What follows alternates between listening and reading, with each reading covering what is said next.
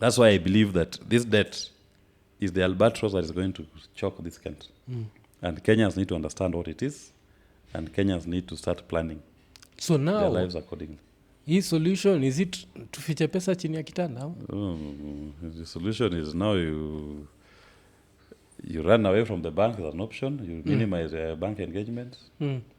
Keep your money in foreign currency. Because whatever, if you had 1,000 last month and 1,000 today, what's the value? Yeah. Yeah. What's the value? That's scary.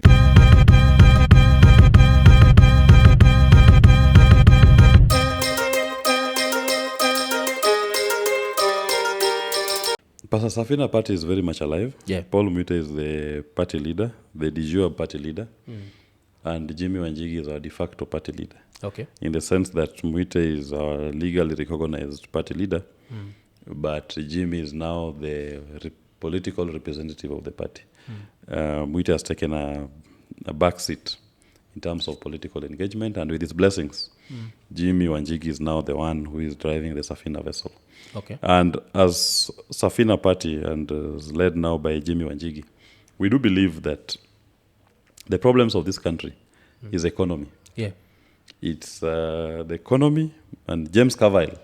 James Carville used to be Bill Clinton's chief strategist. In the 1992 elections, James Carville came up with a phrase, "It's the economy, stupid." When George Bush was trying to turn the elections to be about the Iraq war, a successful campaign in Iraq, James Carville said, no, it's the economy. How are the Americans feeling in their pockets? Kenyans also, even as a Safina, we believe it's the economy. It's not about Ruto traveling to all these million countries that renders nothing. It's about how Kenyans are feeling in their pockets. And if you look at what Jimmy has profiled himself to be, and in terms of his articulation of issues, of the economic issues of this country, I don't believe there's any leader who can articulate the economic problems we are facing and the potential solutions to those problems as Jimmy has done. He is someone who has a deep understanding of how an economic system works and what it means as the role of government. Our team believes in what we call supply-side economics, as opposed to demand-side. You know, demand-side economics is where people believe that government should be the driver of everything, and that the government has these largesse that it just doles out money to people. That is why William Ruto on the campaign will say, "Nitapea mama mboga 10 billion, watu wa boda boda 50 billion." Even on the Azimio side, they were promising to give vulnerable people 6,000 Kenya shillings. So them, they had articulated the problem to be that Uru does not know how to distribute. That this money is there. It's just a question of how to cut the cake. As a Safina, we believe that no, the problem was not that the money is there. The problem was that this cake is very small. The money is shrinking every day.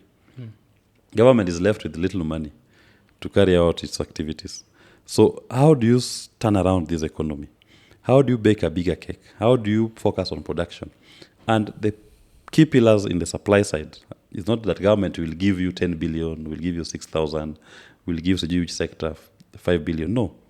It's about we focus on three things. Number one is you reduce on regulation. Which are the government barriers to a particular sector? So remove those government barriers in that sector and allow that sector to grow.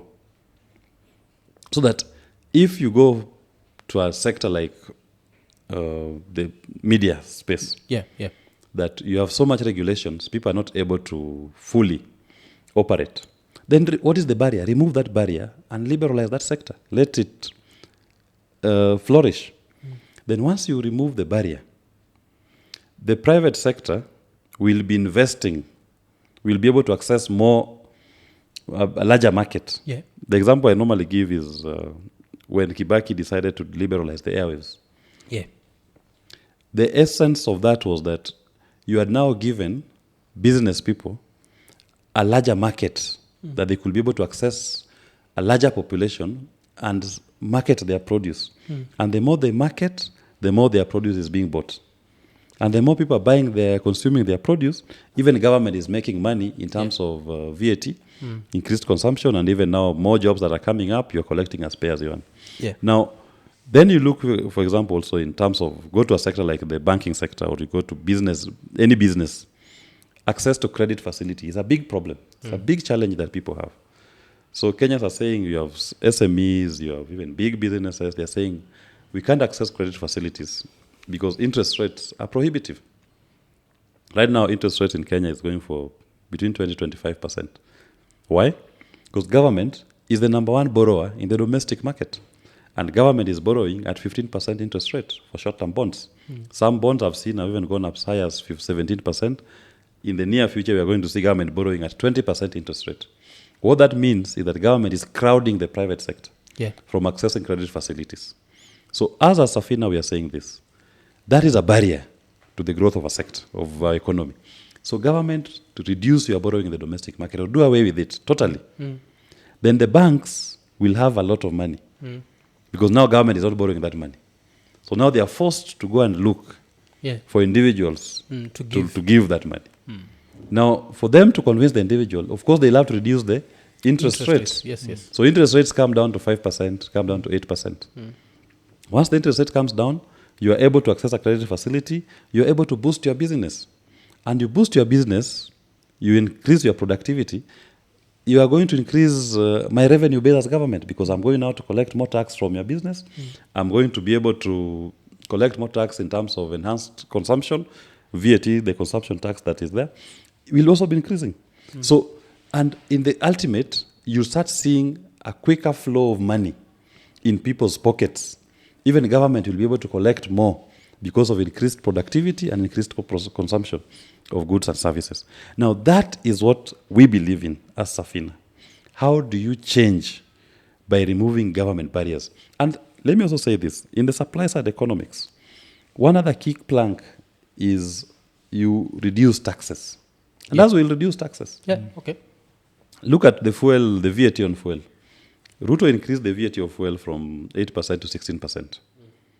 Last month, you saw KRA saying that the consumption of fuel has gone down because of increased taxes. Kenyans have opted to leave their cars at home. People are walking to work or carpooling, or they're minimizing their movements.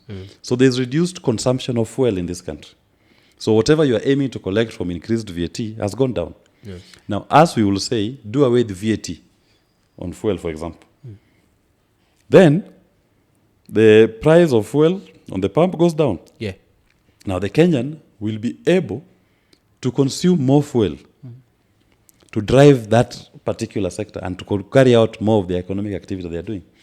Even if you reduce the VAT on fuel to 3%, you will collect more that arises from increased consumption and usage of fuel. So those are the key planks of supply side economics as opposed to the demand side. Demand side economics has never worked. Supply side economics ends up enhancing a more liberalized market, enhanced production. The final plank of supply side economics, again, is what we call free trade. Right? Let the market find its level. Allow the market. Don't try to control the price of goods and services because the market will now respond to market needs and the appetites of the consumers. And the consumers will also go for that product which is within their range, that is meeting their needs. So we have to accept, if you look at our constitution, we have to accept Kenya is a capitalist state that is driven by free trade, and that is where we need to be. But our usual politicians are trying to drive, I don't know if it's a communist agenda, where government is the Father Christmas doling out goodies to sectors and not telling you how that is going to enhance your growth. Another example I can give you is, for example, Ruto's plan on the housing, affordable housing, where he believes it's government that should be building those houses and giving them. I mean, government will never build houses for people. It has no capacity. It has a lot of bureaucracy. In terms of its social commitments, it cannot even transfer that kind of money into a project that you can say you've housed all Kenyans, given them decent housing. But the private sector can do. And the private sector is you and I. You and I, we are the private sector in the country. If I had access, if, for example, government walk out of domestic borrowing, I can easily go into a financial institution, get a loan at a cheap interest rate, 4%, 5%, I'll put up a magnificent house, right? Yeah. In an area that the market can pay. Yeah. So that somebody may say, my loan that I've gotten from the market, I'm going to build a house in Kilimani. Me, I will say no. I think Kilimani, the cost is too high. With my loan and low interest rates, let me go and put one up in Kayole. Yeah. Yeah. Another one will go and say, let me go and put one in Githunguri. People in their own spaces and all over the country will be able to access these markets, the financial markets, access cheap credit facilities, Yeah. and do this housing revolution in a way that government cannot do it. Yeah. Right? And the converse of that is this. When you do it as a private sector-driven project, this is how it ends up. It means that during the construction, across the country, you have a boon of construction going on. You have people who are offering labor services in those construction sites. Those laborers are consuming in that local economy. You are also paying them. We are buying local materials. So even the manufacturing sector, cement, steel, will have increased productivity. Government will make more money. Right? And it's across the country. It's not limited to a particular locality. Yeah. Right? And it's responding to a market need. So them they say, let's go and put up an affordable housing where in Kibra. And you put up some behemoths Yeah. Yeah. that no one even understands what it's about. It's not even planned. Now, some I've seen they're putting up in Homa Bay. Some they want to put up Siju in Kiambu or Taita Taveta. Which market need are you responding to when you're building Hey, this? because the Homa Bay one did not make sense to me because I can only speak for places that I know. Like I've been in places like Homa Bay and I know like most people just live in their actual homes. Homes. People live in homes. There are very few people that live in like rental apartments Yes. and what. So building affordable housing there. Housing makes, estates. Yeah, makes That sense. makes sense. Yes. But And the private sector in Homa Bay yeah. can respond to a market need in Homa Bay. People want to build a specific type of houses Yeah, in yeah. their own homes Yes. or on their own land. So you can say, me, I want a bungalow, I want a maisonette. Nobody in Homa Bay wants a flat. Yeah. Makes no. And then talking of credit, because yes, I feel like that's the one thing that we never talk about. The fact that our interest rates, like for even mortgages, that's why people don't take up mortgages because the credit is too expensive. Of course. Yeah. No, in Kenya, only 25,000 mortgages are taken out. Yeah. Only 25,000. And we are 50 million. A working population of almost 20 million. Only 25,000 of mortgages have been taken out by the banks because of prohibitive interest rates. And why are they that high? They are that high because of government borrowing in the domestic market. Pure and simple. Remove the government from the domestic market. You'll see your interest rates drastically drop to even 5%. Yeah. Maximum. Maximum, I assure you, if government was not borrowing from a domestic market, interest rate will not pass 10%. Right? That is affordable. Yeah. But you are telling someone that you are giving him an interest rate of 22%, 25%. Yeah. That immediately is an NPL, non-performing loan. Because what is this you are going to be doing that will earn you money that you are able to immediately start paying an interest rate of 25%? It's not possible. It's not feasible. Yeah. It's simply, that is why you look at the Thursday and Friday papers. The auctioneers are having a field day. But unfortunately, no one is buying. Even the from forced them. sales, sometimes you open, you find 10 pages. Purely auctions, forced sales. And no one is buying. No one in this economy has the kind of money to buy those goods. And ultimately, when government is crowding the financial market, it totally undermines every other sector in terms of access to credit facilities. Yeah. Yeah. All sectors are undermined by that same government. Now, I always say it's like the government does not like itself. It is self-strangulating itself. Because it is these same sectors that give you revenue. Yeah. The only place they can get revenue is in the financial markets. You've gone there and crowded them out of that financial markets. They're not able to engage in production. So whatever money they're making reduces. Whatever revenue you'll get from them also goes down. Why do you insist on being in this financial market? Because even being in this financial market, all you end up doing is just incurring a liability. Which you'll have to go to the same people to pay you taxes to be able to meet.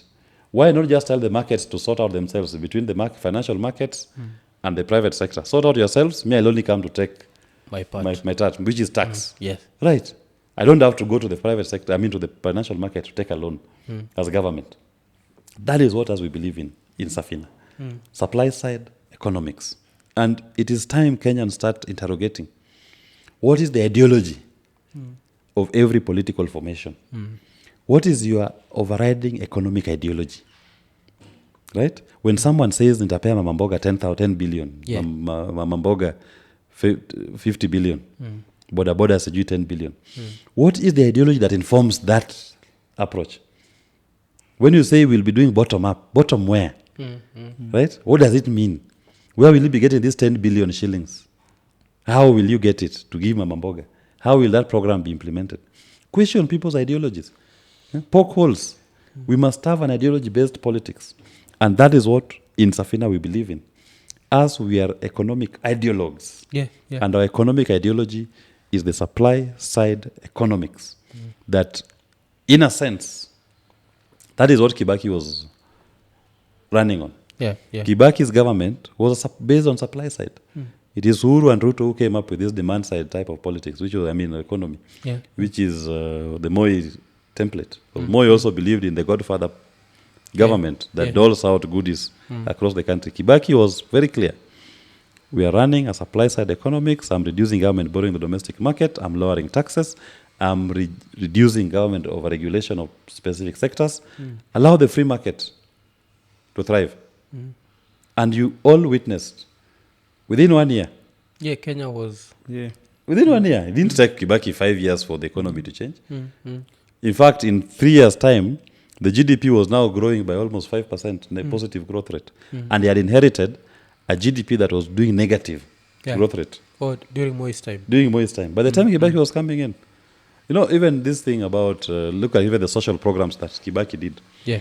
The economic underpinnings of them that many people don't understood. Kibaki, when he came up with his free primary education, that was a social program. That thing was supposed to achieve 3 goals. Number 1, it was meant to serve as an economic stimulus. Yeah.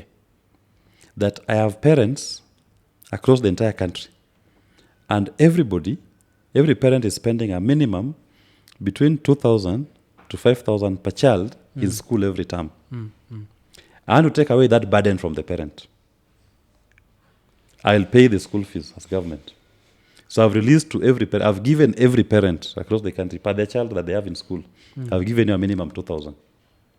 Now this parent now has money in his pocket, has been released in his pocket, that he could have spent on school fees. Now he has the 2,000 shillings per child. If he was buying half a loaf of bread, he's going to buy a full loaf. Yeah. If he was buying 1 cigarette per day, he can now buy a packet of cigarettes. Yeah. If he was buying half a kilo of sugar, it's now able to buy a full 1 kg. Now, the consequence of that is that you start seeing now money flowing in people's pockets across the entire country. Even Rurashios became many. Yes. Then, because of increased consumption, you start seeing the manufacturing sector growing. Because now the sugar factories have to produce more sugar than they were producing last year. The bread makers have to bake more bread. And government was going to collect the money down here as tax. Now that is economic genius, right? You are doing a social program that has an economic stimulus effect. The social component of it is this. Kibaki believed that education opens up someone's mind. Yeah. Right? It makes you start imagining things that are beyond your locality. Yeah. Education as an equalizer.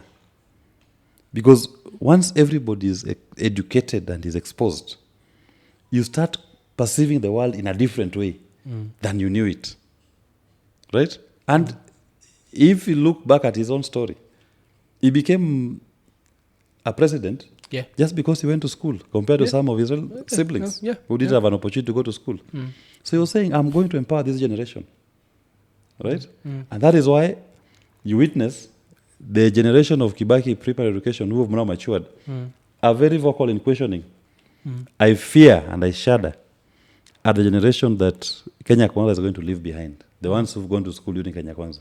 Because this is one generation of Kenyans who've been tormented Tormented from, they didn't know how they were going to transit from primary school to secondary school.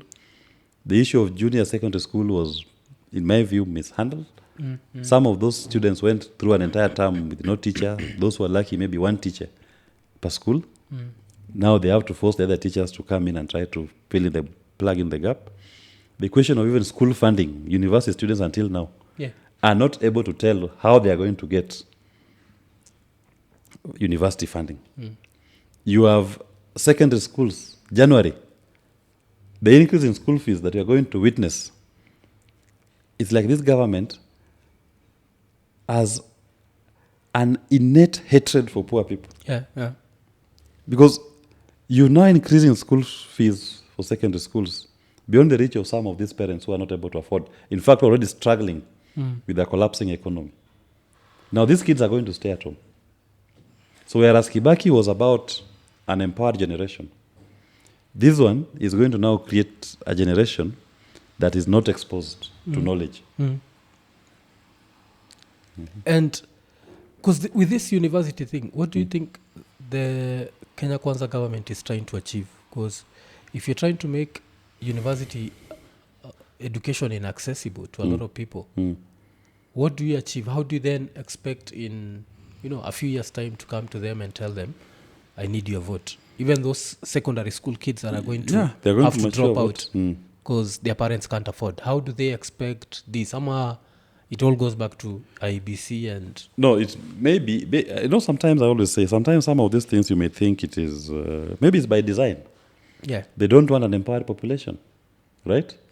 They want to beat you down to a pulp. Yeah. That all you look up to is the handout they're going to give you in election time. But of course, if you are empowered, you are knowledgeable, you'll question even the source of the money if they offer it to you at election time. And our young generation have led, in my view, what we call the online revolution in this country. This is a generation that, in my view, kicked Uhuru out of Twitter when he started speaking nonsense and not making sense to their lives. And this is a generation that is doing a revolution against William Ruto in terms of exposing him for his doublespeak. They are keeping him to check. They are calling him out for his mismanagement of our economy. They are documenting.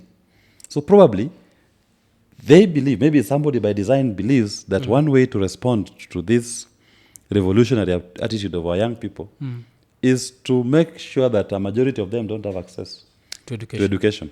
Right? Then maybe they'll not be able to use these tools that they're using to hold us to account. Then make them desperate. And we ask them to give us handouts during elections time. So they are desperate asking us for handouts. And we pay them some money. Right? Then they vote for us. But our young people must reject this. Right? The revolution will not be televised. But this one, the revolution will be streamed live. Right? And Kenyans are streaming it live on all platforms. Right? So that when the time comes, I believe by the time we are done with this regime, when the elections will be called in this country, the way our young people have put Kenya Kwanza to task, there'll be nobody who will be turning out at any polling station to vote for this regime. Because we've documented and they've streamed the pain that the failed economic policies of William Ruto and David Ndii has led the country to. So you don't think they can turn it around? Because every time I hear them talk, they talk like there's this thing that they're doing in the background that will just pop, So, of course, there was the issue of the dollar, where they said the dollar would be 120 shillings. Personally, as someone on YouTube, I didn't want that. So I enjoy a weaker shilling. But now, like all these promises keep coming, and I don't see when they're going to be realized. But the president keeps making more promises. So you don't feel like maybe there's something he knows that we don't know? Let me tell you. It's called the fundamentals, right? When Kibaki started, the first 3 months were not easy. Even him, Kenyans were putting pressure on him. You want to see results immediately, right? But the fundamentals were right. You could tell the fundamentals were right. The caliber of people that he had appointed into office were right. But this one, what are the fundamentals? The fundamentals are wrong. Number one, what's the vision of Kenya Kwanza? What do they believe in? What is the vision? Because me, all I see Kenya Kwanza doing is activities. But what is the vision that informs those activities? I don't see. That is why you'll find the president launching fertilizer, subsidized fertilizer, as a big thing. And you ask yourself, what is the vision that was tended to be achieved? Is it about giving people fertilizer or food security? Yeah. Because if it was food security, then it will not be about that fertilizer. You'll be talking of a bigger thing that looks at the entire production chain and what are the causes of food insecurity that you start looking at in terms of the nature of climate, the soils that we have in this country, the acidity levels, the pH levels of that soil. You'll be looking at what crops can do better, what are the farming methods that we can use to enhance productivity. You start talking about farmer education and farmer training. You start talking about bringing extension officers who will be working with the local farmers on their farms. You take stock of how much we are producing this year and how much what can we need to do to enhance productivity in those farms. Then you say which kind of seeds again are we going to plant in this particular region, which kind of fertilizer do we need to use in this particular region, because some regions may need more of CAN, some may need more of DAP. So you do a map, it's a total map out. Then you say, this is the vision, I want to achieve food security. This is my master plan for food security. Yeah. Even beyond the harvest, land preparation, crop management and administration, harvesting, and then post-crop production, post-harvesting procedures. Yeah. How do we harvest? How do we store the crop? How do we take it to make farmers access the markets for these crops? All that. But when you say food security and you throw fertilizer, because I think I've heard it so many times, I've never questioned it. This is the first time I'm questioning the fertilizer thing. I've heard it so many times. We've made fertilizer cheap. But for what? Maybe you've given fertilizer and the person doesn't have seeds. Yes. So will you plant the fertilizer without seeds? Or you have fertilizer in Garissa. Or you have fertilizer in Garissa, exactly. The crop, the soil you have in Garissa or in your locality, the fertilizer you've been given is nitrogen-based, right? You don't need a nitrogen-based fertilizer. You need an ammonium-based fertilizer, for example. So those are the questions that we need to be talking about if there's a vision. But the fact that they cannot even tell you, they just say, we've given you fertilizer. That is it. The problem of food production in this country is fertilizer. Yeah. Throw fertilizer. And Why are we still importing maize if fertilizer is the solution to our problems? It tells you there's no vision. They believe in photo ops. That your Father Christmas, you've come with a bag of fertilizers, take a photo, go home. Come with G2G. The Deputy President Gachagua and Ndii were in Mombasa to receive the oil. William Ruto himself stood and told Kenyans that, and he thanked 3 people. His economic advisor, David Ndii, David Chirchiri, CS for energy, and the young man from EPRA for putting together this plan.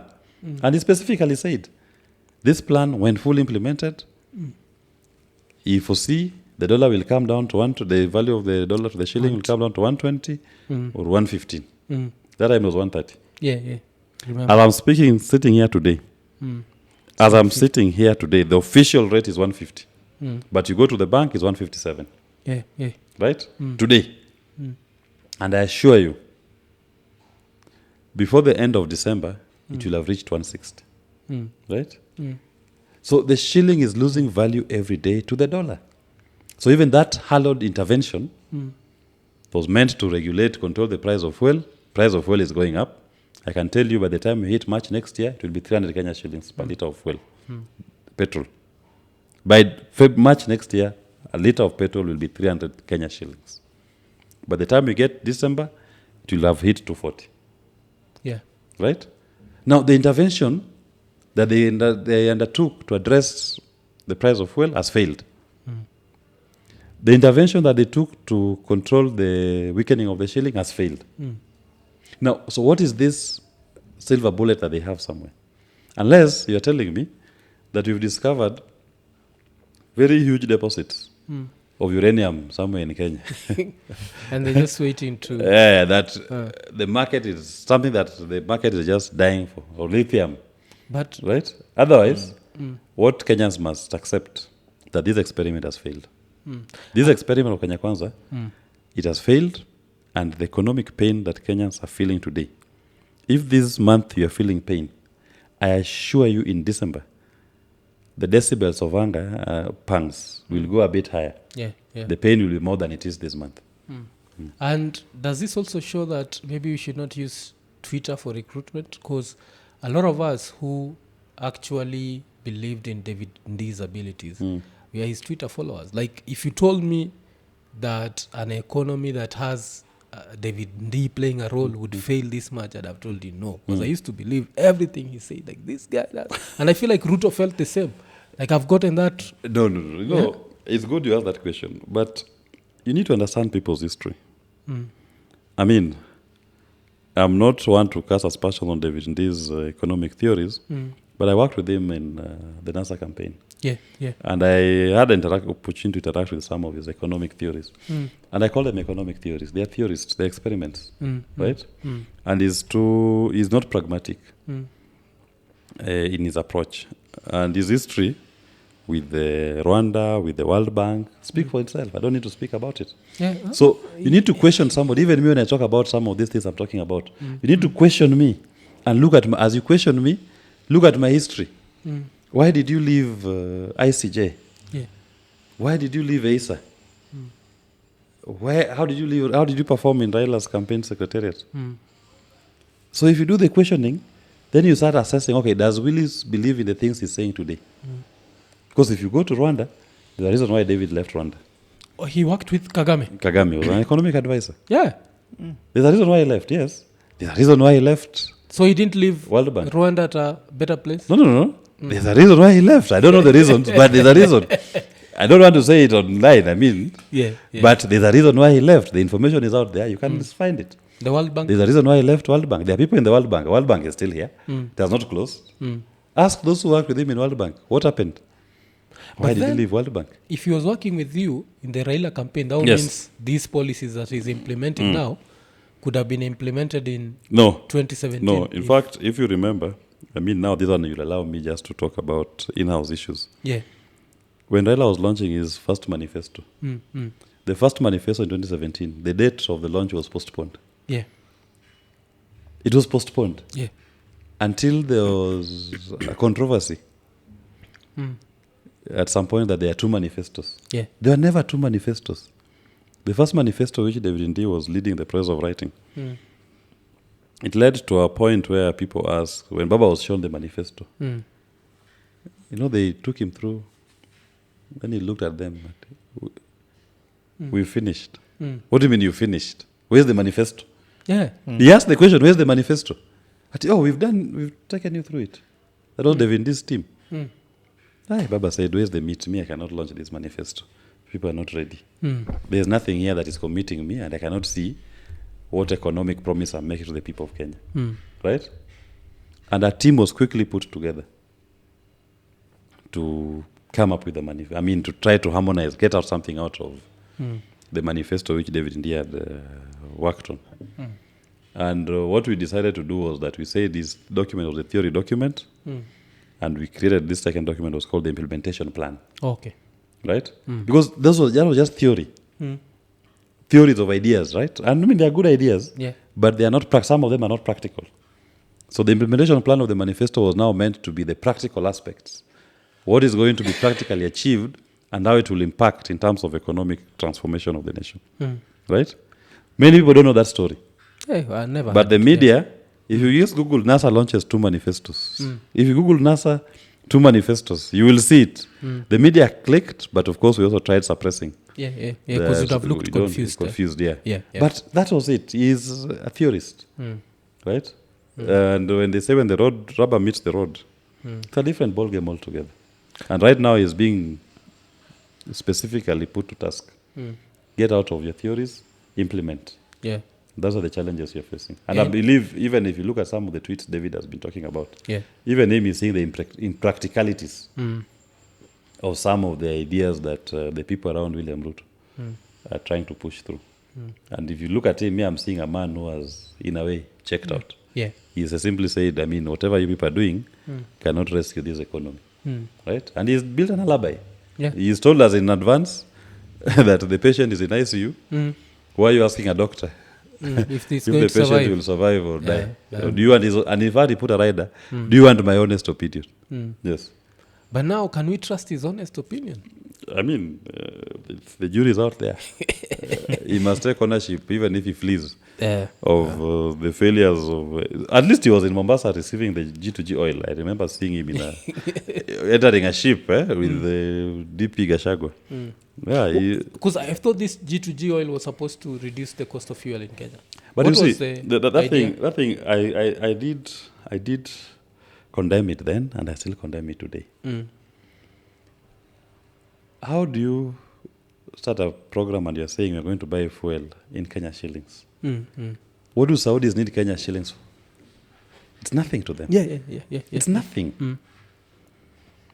Unless the Saudi government, for example, or some big Saudi companies had a major project Here in Kenya that they can use the money, then they can say, okay, pay us in Kenya, then we'll use the money locally. Yeah, in Kenya. Yes. They don't need that money in Saudi Arabia.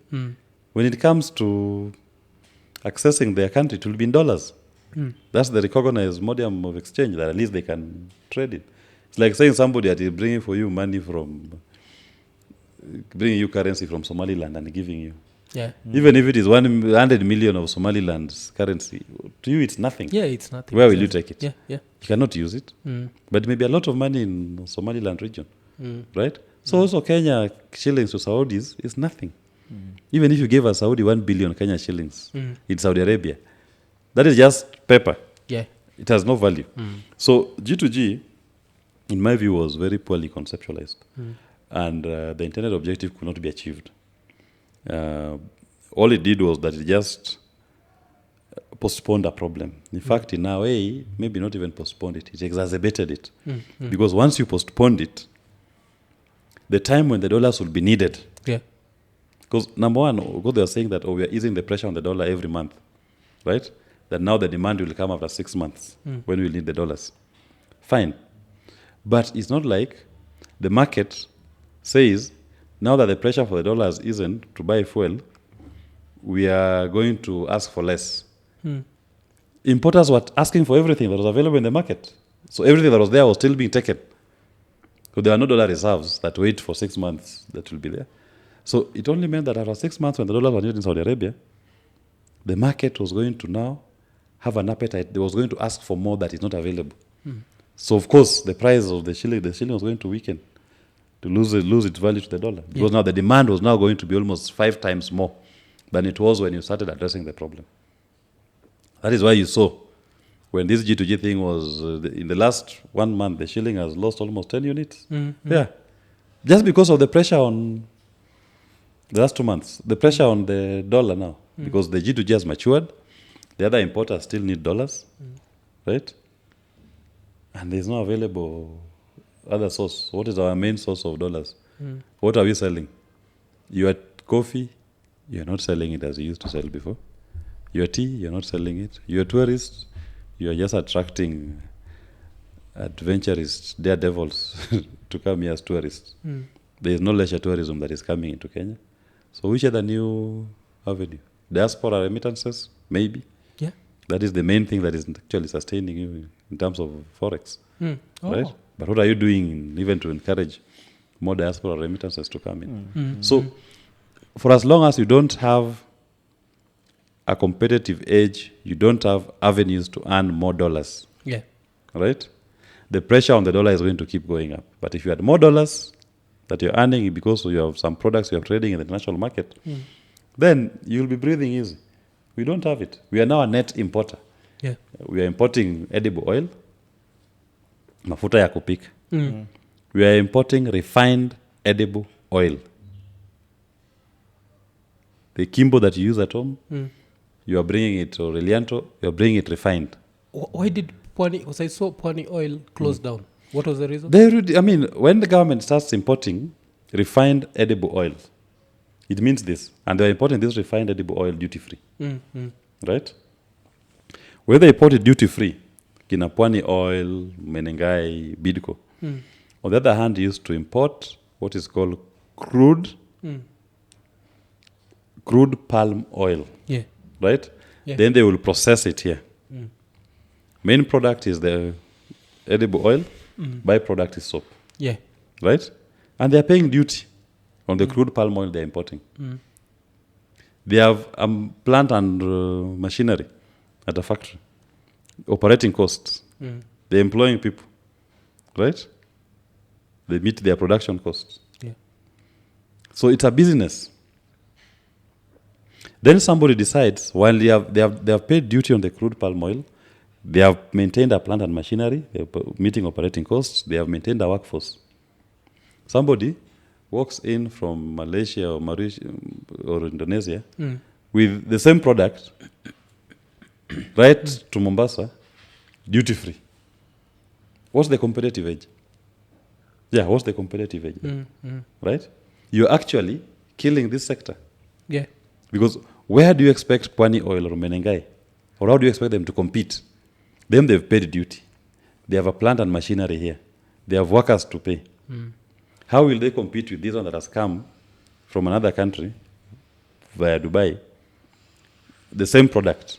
And this person has no plant and machinery here, has no workers that is paying their salaries. Yeah. So, before you know it, that sector will be gone. Right? And that sector contributes 50 billion every year to Kenya government. Yeah. The edible oil subsector alone contributes 50 billion in terms of taxes. Because soap and oil, edible oil are very... And those are high consumables. Yeah. Right? That sector employs more than 10,000 people. Direct employment. All those people consume in this economy. Right? Are you thinking about it when you are bringing refined, finished products here? So that's why I say Kenya Kwanza, you go into a sector that was working, instead of supporting it, you're killing it. Go to the sugar sector.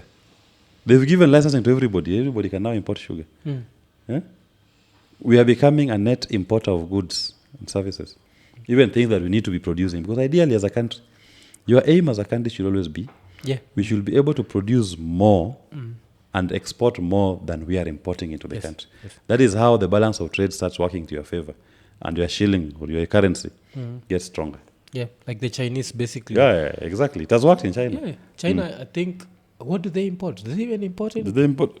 Minimal, if at all. It will be maybe foodstuffs. And somebody once told me that the Chinese eat 300 million eggs every morning. 300 million eggs every morning. Oh, okay. So maybe. But you know, they find eat foodstuffs. But they eat different eggs, not just chicken. Even like snake's eggs. They'll fry a snake's eggs for breakfast. I mean, there are almost 2 billion people, 2.5 billion people. So. Okay, it makes sense. So I also want us to look at law, because I don't know if I should say but it's not the judiciary, but law in Kenya made a headline a few weeks ago because of this guy called Brian Mwenda, where the story was he's won 26 cases. How true is that? It's not true. Yeah. He's been doing that his masquerade for the last 2 years. Yeah. There's no case that has been settled and concluded within the 2 years, last year and this year. Okay. There's no case that someone can say we started it last year and we'll conclude it this year. It's not possible. Okay. Cases that were being concluded this year are cases which were filed minimum. We're in 2023, minimum 2021, if you're lucky. But it's not possible to file and conclude a case within 2 years, and most of 26 cases. Yeah. Unless he had his own special magistrate or judge who was hearing this particular case. So it's not true. In fact, I've seen some documents circulating online, purportedly from his law firm, where he was filing an appeal. And that document is an embarrassment to anybody who's appearing before a judicial officer. In terms of the manner in which it is framed and the prayers that are being asked. That could not have come from a lawyer. And even the fact that he was appealing tells you whatever, they had lost that case in the lower court. And how was he discovered? I think there was a whistleblower that told the Nairobi Law Society, branch of the Law Society of Kenya, about him. And they had been very vocal in legal law society circles. And this is the political season also in the law society. And Brian had been a very loud campaigner or participant in the LSK elections processes. So, when you live in a glass house, you should not throw stones, they say. So he was throwing too many stones all over us. I think somebody leaked it to the Nairobi branch of the Law Society that this man who is making so much noise is actually he's not an advocate and he has stolen someone's identity. Yeah. And then surprisingly, at the same time, the main Brian, the real Brian, owner of the identity, was also trying to activate his status, Yeah, because he has been come an back. in-house lawyer working at the Attorney General's chambers. So he wanted to activate, and the state councils are exempted from taking out PCs every year. Yeah. So he was trying to come back, and then he finds that he cannot get his credentials. There's somebody using his P105 number, his identity, minus the face. Oh. Yeah, Brian had only put his face there. And added a beard. Yes. Yeah. So that is when this thing came out, and we'll see how it plays out. But it's quite unfortunate that we want to the unsuspecting public. Yeah. Because unfortunately, the person who these things hurt is not even the law society, it's more the unsuspecting public. Yeah. Somebody who has a genuine grievance and is in dire need of legal services. Then you end up in the hands of a masquerader or a quack who will proceed to mishandle your case. Yeah. The consequence, when a lawyer, they always say, some friend of mine normally tells me, Willis, you're a reptile. You lawyers, you are reptiles. Win or lose. Yeah. You pay me my fees. Yeah? So the person who suffers when you have poor legal representation is not the lawyer. Yeah. It's a client. It's the client. So the client is forced to pay, and maybe has lost a genuine case because of poor drafting or poor handling by a masquerade or a quack. So you've lost twice. You've paid him, and you've also lost a case because of not being given an opportunity to properly ventilate your legal issue.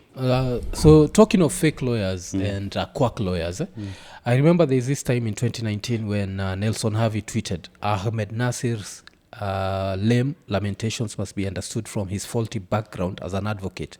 He obtained admission to the bar fraudulently by forging the signature of his alleged pupil master on his certificate of completion of pupillage. He's a quack from the word go.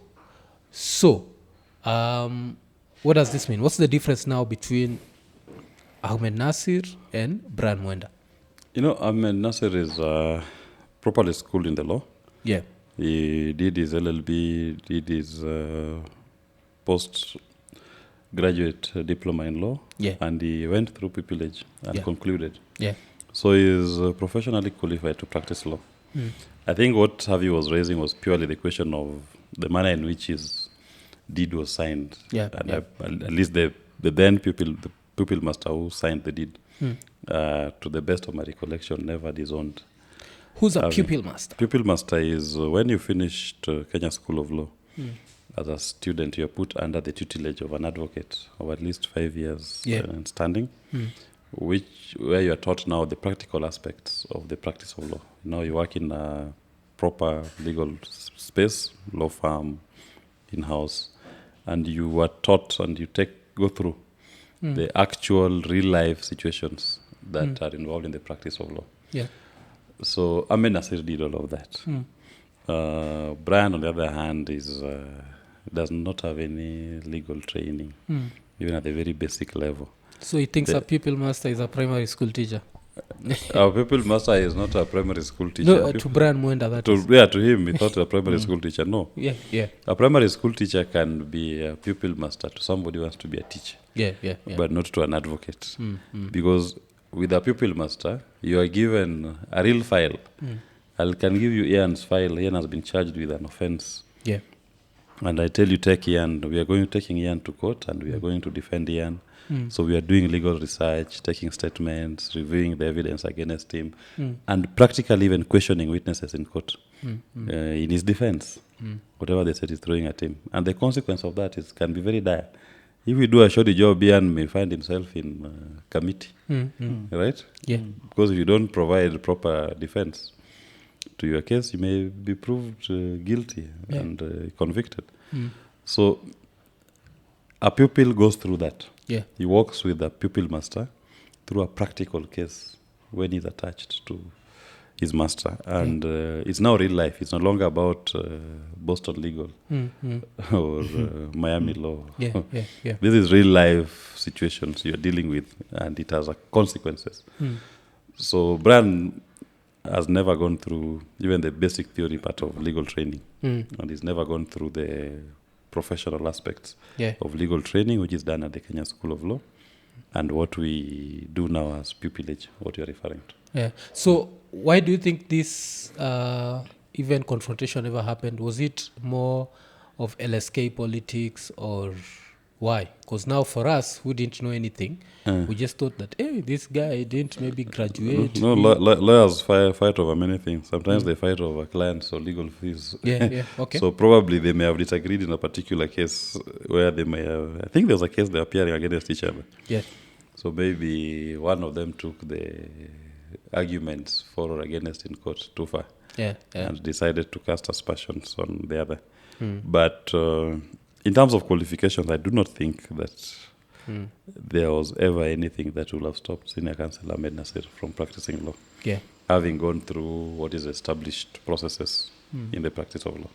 Okay. And how does one earn this title, Senior Counsel? At the time when Ahmed Nasir became Senior Counsel, this title, it has been there in the Advocates Act, Yeah. but the conferments for the first time took place when Kibaki became president, and he wanted to fire his Chief Justice, Bernard Chunga. And if you look at the law, to remove a judge, you needed one of the members of the panel that was going to interrogate his removal Yeah. has to be a senior counsel. Okay. And in Kenya, we had never had a senior counsel, anybody conferred with that title of senior counsel before. So a decision was made that all past chairmen of Law Society of Kenya automatically become senior counsel. Okay. Okay. So that is how, again, Ahmed Nasir... Even Harvey right now is a senior counsel. No. That was then. Then now we've come up with what is called... there's a senior counsel committee, there are regulations for senior counsel, so you apply. Yeah. You apply, and then this team of your peers, of these eminent personalities, they review your application, and if they deem it necessary, Yeah. they can recommend that the president to confer upon you the status of a senior counsel. Okay. So the present one is largely by application, but still, if you look at the ones they've conferred in the recent past, they are again giving the former presidents of Law Society who've never been conferred are being given some preferential treatment in terms of attaining to the stature. But the other senior counsels who've gotten it purely based on a peer review or professional review of their conduct in the profession. And I believe some of them have deserved, some people have deserved the titles for which they've been conferred. Of course, there have been one or two other cases where people have questioned how that conferment was done, if the persons actually deserved to be senior counsels. But fair and large, most of the people in the role of honor, in my view, have earned those positions beyond the ones who earned it by virtue of being former presidents of the society. So how many senior counsels are there in Kenya right now? There are many. Now there are over 100. Over 100. I mean, now it's like it's like a primary school, nursery school size. By the time, I think there was a time when there were only 12, but now there are many. They award it almost every year. Yeah, there are very many now. And then talking about trusting lawyers, another issue that I've always asked myself is in civil lawsuits here in Kenya, if, like, for example, I decided I want to sue Google and I decide I'm going to use you as my advocate, if we get a settlement, normally the money has to come through the lawyer. Is that in Kenyan law, or is it something that lawyers just do? Why does the money come to the lawyer, then the lawyer pays the client? It's not a must that the money must come to the lawyer. Nothing stops a client from representing that the money goes directly to the client. Nothing stops a client from saying that. And so myself, sometimes when I do a case for somebody, I will even ask the client, if you want money to come direct to your account when I'm doing recovery proceedings, I'll put your account in the letter, demand letter, asking for recovery, make payments to this account. So nothing stops you. But sometimes for good order, you'll opt as the lawyer to receive the money on behalf of your client because you have full instructions at the time in terms of that dispute to receive the money on behalf of your client. The unfortunate bit about this and why you ask that question is that there are some lawyers who they've abused their professional relationship with the clients, and have inadvertently borrowed these clients' money with no intention of returning it. And since you have cases of people who are working out there, who have genuine cases, and they were even paid, and the lawyers borrowed the money and have refused to return the money. So the clients are out there talking how bad lawyers are. Yeah. It's not all lawyers. Those are those specific lawyers who have decided to engage in acts which are unprofessional. And that is quite unfortunate. Of course, there's the professional aspect of it. They should be penalized and can even be criminal. Yeah. Because that money does not belong to the... When a lawyer receives money on behalf of another, that money is not the lawyer's money. That money belongs to the client. And a lawyer should not touch a client's money. That is a basic thing. Whatever money you're receiving and holding in trust, hold it in trust for the client and use it under the directions and control of your client. You should not borrow it. You should not apply it to any other use other than as directed by your client. Yeah, but because you understand why like people get worried with that, because like we've seen a lot of cases where the money goes to them and then the judicial process in Kenya is very slow. So the client just ends up giving up and the lawyer keeps the money. Yeah, it happens. But that's why I say, once you've done a client, a case belongs to the client. They belong to the lawyer. And I always tell people, even my clients, that at the end of the day, you should be able to keep track of your case. And I'll inform your client every time there's movement on the file. Yeah. And the clients, people should be proactive in inquiring from their lawyer what's the status of their cases, where has it reached, what is happening, what needs to be done.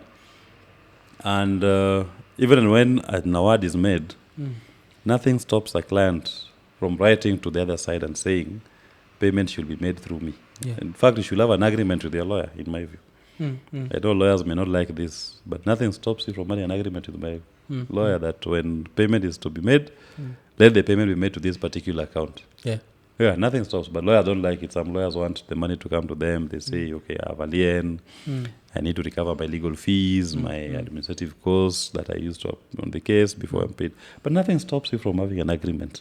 Can there be two checks? Like one to my lawyer? Yeah, nothing stops you from doing that. Okay. Yeah, but I've said many lawyers don't like it because they believe that you're now trying to micromanage the nature of the relationship with the client. So the best thing normally is for you to agree in advance. If you can agree on the fees payable, agree on the fees payable and the manner in which that fees will be paid. Yeah. Oh, okay. The challenge of money is that once money is ready and you've not agreed, people start becoming greedy. And even a lawyer start thinking that the money that is the client's, he has a higher stake in that money than the client. Start thinking that he should be sharing this money 50-50. But if you have an agreement prior, then you know very well what is your entitlement in terms of your professional work and what is the client's entitlement. Then you pay each other. You can even say, whatever is mine, come to my account. Whatever is the client's, goes to the client's account directly. And it doesn't mean that now the quality of legal services will reduce because the client has received money directly on his own. Oh, okay. And the last question I'm going to ask you is, why is it illegal for lawyers to advertise their services? Because law is a calling. And, for a lawyer, you cannot say that I offer the best legal services, for example. No. Okay. We are not touts, right? There's what we call the cab rank rule. The cab rank rule is to the effect that the client who comes first, the vehicle on the queue, you join that one and it goes the next one. So whoever comes, you take. So you cannot be saying that now I want to market myself because what you're offering is not some exceptional services. You are not selling a product. We are not traders.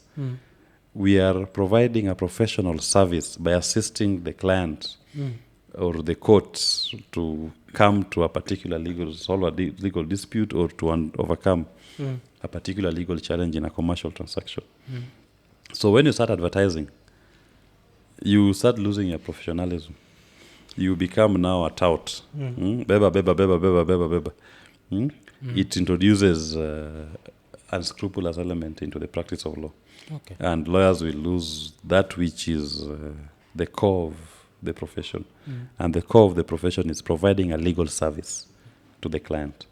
And in fact, if you look at the history of the profession, why even lawyers used to wear gowns. At the back of that gown was something that looks like a pocket. So in that pocket, you'll after the lawyer's done his service, as he's walking out of court, people will put alms, coins. Yeah. Oh, okay. That is how, because you're not even supposed to be charging for it. You just people give you whatever they deserve, they think you deserve. It's a recognition of a service that you offered. Yeah. We are like missionaries, but nowadays money has become more an overriding interest in many cases. Because today I'd say law is one of the highest paying jobs for the top lawyers. Like there are billionaire lawyers out here, yes? Yeah, that's true. There are lawyers who earn in the hundreds of millions or even billions. Yeah. In terms of depending on the quantum of the contract that or the assignment that you're engaged in. Yes. Yeah, it's good because I remember, was it last year? There was the bill that was going around of Donald For 1 billion. 1.3 billion. It was taxed at 1.5 billion, but of course, being taxed and being paid are different things. Oh, okay. Yeah, so thank you very much. I think when it's closer to the elections, I think we should look for you again. Maybe we can have a conversation next year on the economy. Yeah. But I believe we've not done enough justice to the economy. And we are... Kenya is staring at a potential debt default. Yeah. And I believe it's time Kenyans need to have a deep conversation and understanding of what it means when you talk of a debt default. Because I think you mentioned it. You said something like in Ghana they take 30%. Yeah, in Ghana it's a 30% haircut. So They've that done it takes in even Sri from your Lanka. bank? Yeah, even M-Pesa account. So your bank account, they take 30%, They take 30%. M-Pesa 30%? Yes. And if you have 10 bank accounts for each account, it's not per individual. Yeah. Every bank account. If your deposit in an account was 100,000, they take 30,000, you have 70,000. Even if you had 10 accounts, each having 100,000, each of those accounts. And is this a loan that they'll one day give me, Oma? That's No, good. it's gone. You're the sovereign. Okay. It's happening in Ghana now. It's happening in Sri Lanka. It's happened in Lebanon. It happened in Greece. I saw Greece there's an agreement that Zambia is going to happen. Then they're taking 18%. They are going to take a haircut of 18% as per on their bonds. In Kenya? So ukiona cha mwenzako kime Jachanyolewa chako kitie maji. So even Kenya, I mean, as I said, the stress side, the fundamentals are the same. Yeah. Where Ghana was and where Kenya is, where Sri Lanka was, it was about debt. Well, Maybe sometimes early next year we can have a conversation on the debt situation, because the problems Kenyans are facing. Yeah. I say this. We are in an economic crisis because of the debt. 70% of your revenue goes to debt finance. Yeah. You are left with 30% to run government. And this debt is increasing every day. And your debt stock is in dollars, foreign currency. Your shilling is losing value to the dollar every day, every week, almost by a unit. And every time the shilling loses value to the dollar by a unit, in your debt book, it increases. It increases by 40 billion. Now, since Ruto came to power, if you look at the exchange rate from that time to date, just on Forex alone, our debt has increased by 2 trillion. Just on Forex alone. Just by virtue of the shilling losing value to the dollar. 2 trillion shillings more on our debt book that we must pay. That's why I believe that this debt is the albatross that is going to choke this country. And Kenyans need to understand what it is, and Kenyans need to start planning their lives accordingly. His solution, is it tufiche pesa chini ya kitanda? The solution is now you run away from the bank as an option, you minimize your bank engagement, keep your money in foreign currency, because whatever, if you had 1,000 last month, and 1,000 today, what's the value? Yeah. What's the value? That's scary. What's the value? But how many Kenyans know this conversation? How many people are aware of this? Because what it ends up doing, because if you had 10,000 shillings in January, and you kept that 10,000 shillings, then you come back today in 10,000 shillings. It's not the same 10,000 shillings. It's lost. It's lost value, right? So what is the government doing to make sure that the shilling does not lose value? Because when the shilling is losing value, it's people losing assets. I was seeing the other day, somebody was showing me about the shares, how the stock market is losing. Shares are dropping. right? Yeah. Once your economy is weak, your shilling is weakening. It affects every sector. Even the stock market becomes weak. Shares that were bought that were worth 1 million last year are now worth 44,000 this year. This is scary because I always hear about countries defaulting, but I never thought they go into personal accounts. I'm always like, if you have your money in foreign currency, Who is the sovereign? You just continue. No. Who is the sovereign? I know it's you. Yeah. And by the way, when a country defaults, don't think that because you've kept your money in a foreign account, US dollar account here in Kenya, it is safe. No. All those foreign accounts, US foreign currency accounts, are converted to local currency automatically. Immediately. And they could determine the exchange rate. Yeah. So your US dollar account becomes a Kenya shillings account immediately. And they determine the interest rate for which they are converting it. Then they take a haircut. My people suffer for lack of knowledge. Right? And Zambia, study Zambia and Ghana. Because these are recent cases. Zambia was in December. They defaulted in December. They are calling it debt distress exchange. They've already taken the bonds. They took the bond holder. They went for domestic debt. Told the bond holders 30% haircut. Last week I'm told they went back to meet them and told them, you want another 20% haircut. So 50, so 50% is gone. To the government. So if you had 1 million, it's now worth 500,000. And there's no guarantee. And they're telling you, come back after 3 years for your 500. There's no guarantee. There's no guarantee that next month they will not come back and say, give us another 10%. Because they just keep coming to slice. Before you know, they'll tell you, but forget about that coupon. All that money is not government money. You are the sovereign. And the sovereign must guarantee the state. If the state is bankrupt, how does the sovereign smile? The sovereign must bail out the country. But with that, they're supposed to go for the big corporations and be like, but they go for the average person. Everybody. It's about every account. Where can you find the money? Yeah, where do you find money? Which is the easiest way you can find people's money? In bank accounts and M-Pesa. Yeah. Because if you told Kenyans to go and queue and give donations of 10,000, how many Kenyans will do that? They will not do that. So but haircut is done. They do it in your account. They can tell the banks, hey, give us all this money. So with this, we might end up going back to a cash economy. Because a lot of people will now start distrusting. Yeah, that's like also we might possible. never be able to go back to. Yeah, that's also digital. possible. Okay, well, okay. I guess as they and say. These are things that no one has ever lived in Kenya. Yeah. Yeah, that would be painful. That would be painful. I'd want to see if that would finally be the solution to tribalism in Kenya. People will vote issues. Where we vote just along tribe, we don't care about anything else. Maybe that's the haircut we need. Yeah. You never know. It will be a wake-up call. Yeah. I have dreadlocks here talking about haircuts. Slow shave. Yeah, so imekoni episode 231. Yeah, 231. Yes. So can we get the piki ponki pakamielo iko nini? Piki ponki pakamielo disco. Yeah. And there you have it. Yeah. You are the president. Go and lead your people. Okay. So kama kawaida, like, subscribe, hit the notification button, tell a friend to tell a friend. Tukimalizia 231 tukisema Iko Nini. Iko Nini.